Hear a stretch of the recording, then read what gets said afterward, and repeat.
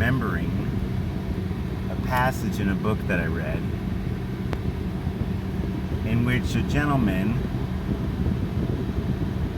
probably a gentleman in the old real sense of that word,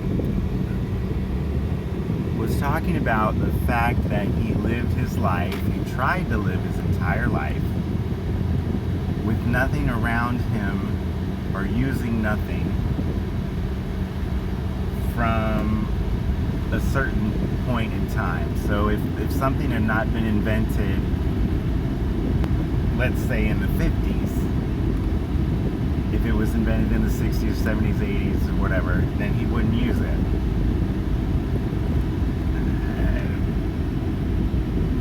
Okay, and so he was talking about how many things today are plastic. And whatever cutoff date he had to not use things, it included the tube of toothpaste, but not the cap. So the cap of the toothpaste he could find now had not been invented yet,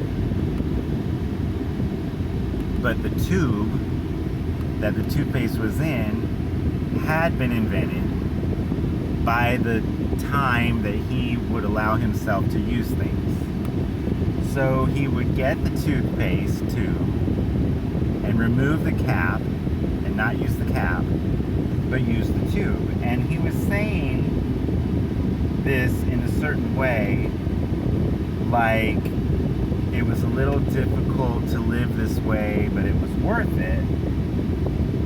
And that was a sacrifice he had to make, but it was worth it because he was able to live his life without objects that had not been invented by a certain time.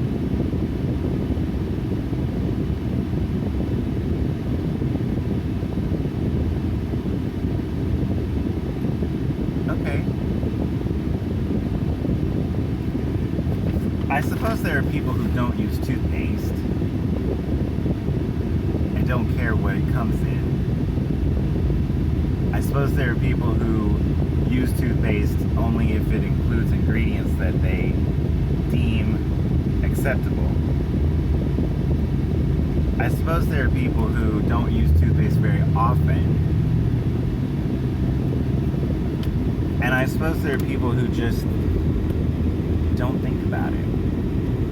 But this gentleman had thought about it a lot, or at least had thought about it consistently, with this magical time, not magical, but with this time that he was able to accept the amount of technology or ingenuity or inventions or the amount of modernity that had existed at a certain time, and unable to abide anything past that time.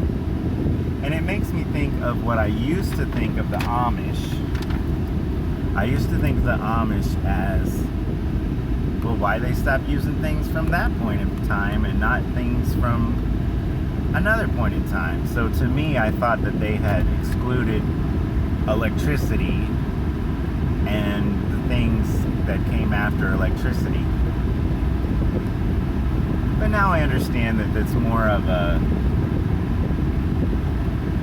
rejection of modernity or the world or secularism when it gets in the way of the things that they value, and not necessarily technology, but something about what the technology does to us, as opposed to using the technology to further the goals that we already have. Something like that is more in line with what I think they are thinking. If they're thinking about it. I mean, if you just grow up doing it, you just do it, and you don't know why you're doing it until you think about it, if you ever think about it. So we've all got certain things that we'll do and certain things that we won't do, and I suppose it's all connected by time. If you grew up doing it, You might reject it, but you probably won't. You probably just live your life with that thing in your life without thinking about it. If you live your life without ever driving, you probably don't think a car is necessary, but boy, I certainly feel like a fish out of water when I don't have a car.